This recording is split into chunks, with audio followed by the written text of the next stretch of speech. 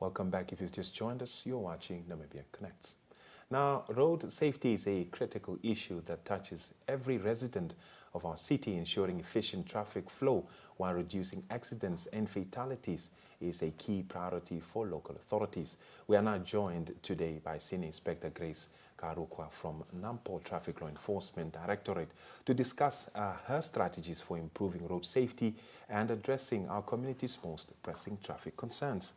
Senior Inspector, good morning and welcome to Namibia Connects. Good morning. Thank you for being with us. Good morning, listeners. All right. So what do you consider the most significant road safety challenges that our communities are facing right now? Okay, the challenges that we are facing as Namibian or traffic law enforcement officers, it's speeding, alcohol-impaired driving, poor road user behavior, vulnerable road users like pedestrians, and low seatbelt use.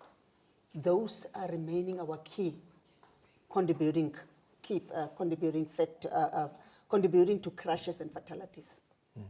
Can you also at the same time, how can we improve on these very points that you just mentioned in terms of road safety? Of road safety, it's just I'm just urging our road users that they should, whenever they are driving, let's speak in terms of speeding. You know, it's very clear that speed kills. So I will encourage or urge all the road users, mostly the motorists, to always keep to the standards of the traffic law, where it says if you are in this certain zone, this is the speed limit. To keep to the speed limit and not go overboard and not do the speeding, because speed kills. Speeding, as you said, is definitely a major hazard. What innovative or targeted enforcement programs is in place to address this issue effectively? We are conducting these speed measuring operations where we are using devices like the speed camera devices, catching speed at hotspots, areas that we have identified where most of our accidents are taking place. So we, as traffic law enforcement officers, we are conducting these operations on a weekly, mostly on Fridays and Sundays. You know, Fridays, most of the people like to undertake their journeys to different destinations. And Sundays, most of the time, is also the time that people are returning to their destinations.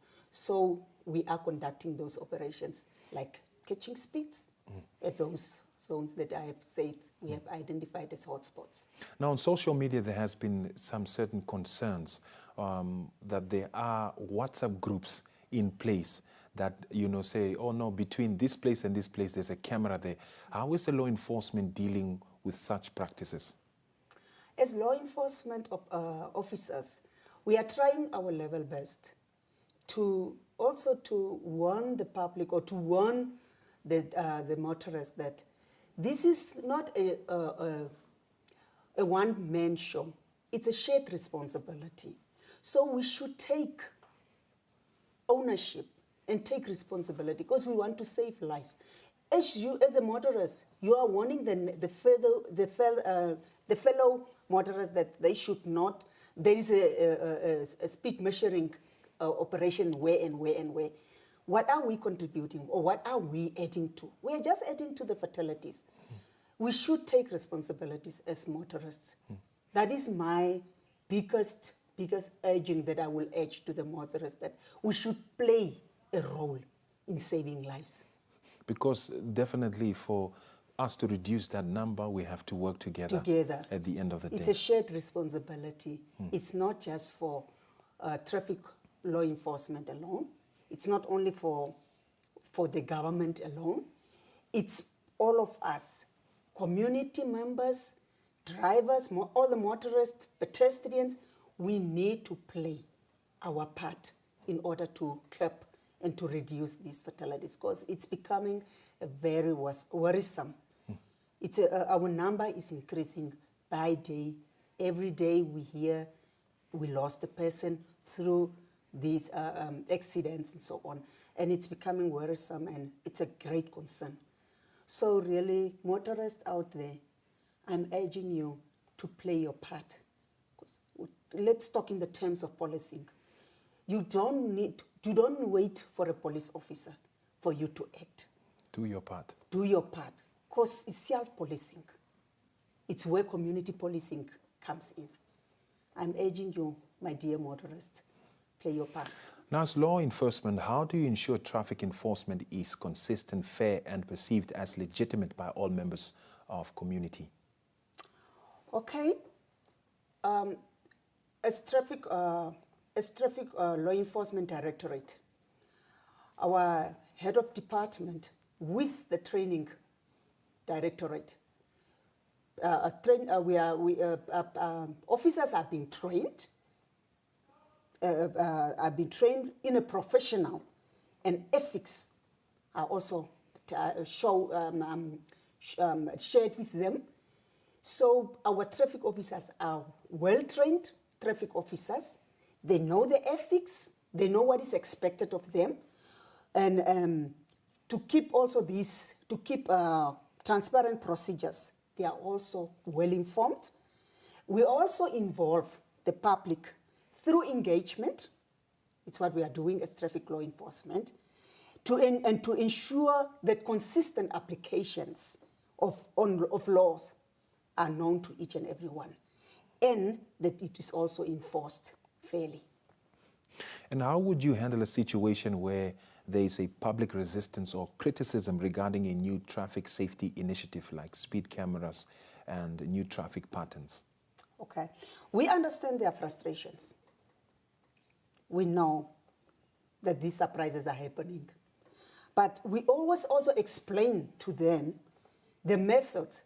The method that we are applying is just merely to save lives. Or we also make sure that our officers are visible, because we are always telling them that they should be visible, they should not hide. And we also listen to the public concerns. We really give our ear to them. It's not that we are not listening, we are listening.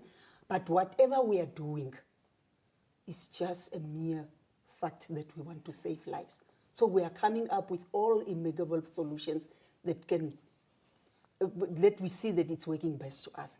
And on the other hand also, the public is saying traffic officers are hiding.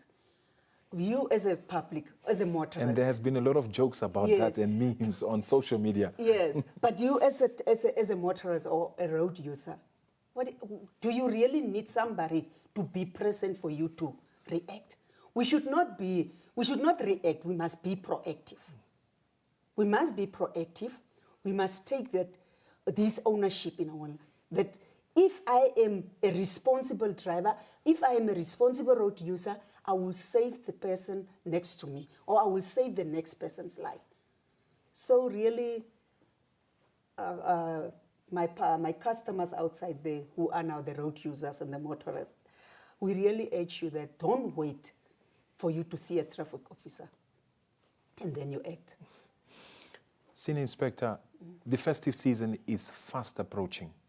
And of course, it's a year in, year out situation where the NVA Fund, together with other stakeholders, put up programs and initiatives to inform people what to do before they travel. What are some of the things that we should look out as a motorist, as a owner of a license or a driver? What are some of the things that you can do to make sure that you are not a hazard to yourself or to someone else on the road? Okay, first and foremost, is to check on your motor vehicle, to check the roadworthiness of your motor vehicle, whether your tires are up to standard, because one of the most incidents that are happening is tire burst. So I will ask the motorist outside there that make sure that your tires are at their best, because now you have to prepare yourself for long distance traveling and so on. So make sure that your car is also roadworthy. Go to take your car for services.